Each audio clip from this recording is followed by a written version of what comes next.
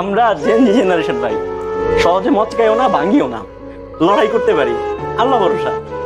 বাংলা নাট্যপাড়ায় অনেক পরিচিত মুখ শাহবাজ সানি, যিনি অল্প সময়েই অভিনয় গুণে দর্শকদের প্রিয় অভিনেতা হয়েছেন। জানলে অবাক হবেন, গত রবিবার দিবাগত রাত ৩টা ৩০ এই তরুণ অভিনেতা পৃথিবীর মায়া ত্যাগ করে পরকালে পাড়ি জমিয়েছেন।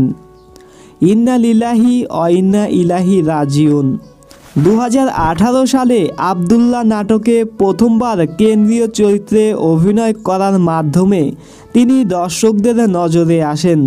এরপর থেকেই একের পর এক দুর্দান্ত নাটক দিয়ে দর্শকদের বিনোদন দিয়েছেন। এ অভিনেতার মৃত্যুতে শোবিজ অঙ্গনে শোকের ছায়া নেমে এসেছে। সানির মৃত্যুতে নাট্যপাড়ার প্রত্যেকটি অভিনেতা অভিনেত্রী শোক প্রকাশ করে ফেসবুকে পোস্ট করেছেন।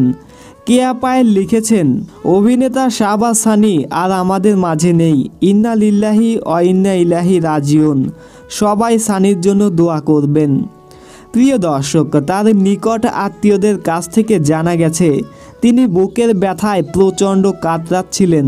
তিনি মূলত স্ট্রোক করেছেন। আপনারা প্রত্যেকেই তার আত্মার মাগফিরাতের জন্য দোয়া করবেন। আল্লাহ হাফেজ।